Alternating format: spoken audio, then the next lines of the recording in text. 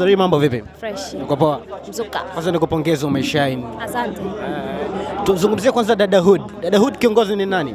Dadahood ni project ambayo alikama up nayo Mami Baby kutoka Clouds, na I believe ni initiative ambayo inakuja kuwa inspire wanawake ambao it's very big, kwa sababu hata ukiangalia tu ile jina Dadahood, yani ni sisterhood, wanawake, women coming together to empower each other na ku uplift each other. So naamini ni kitu kikubwa ambacho kitakuja kubadilisha mtazamo wa mwanamke kiujumla kwa jamii.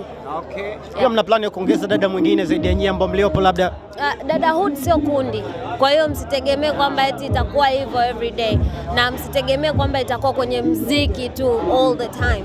Itakuwa na other things I'm sure, na mtazidi kuziona, nsije katoboa siri. Okay. Champion, ngoma ambayo umeandika sana sana ku motivate people.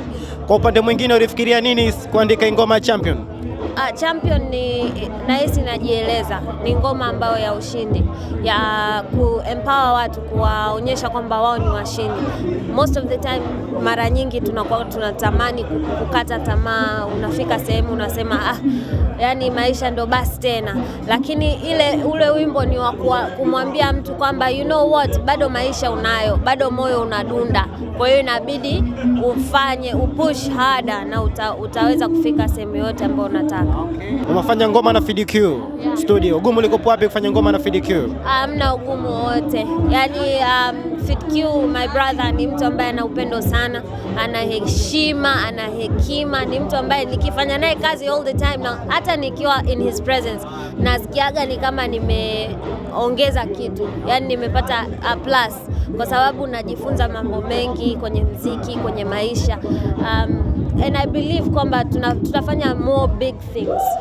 Okay. Yeah. Pia tunaona unaenda kuperform Castlelight Unlock 2019, tutarejea nini kupitia wewe leo Rosary? Muangalie. Ukiangalia mtajua. Fanya basi ulimi. Sio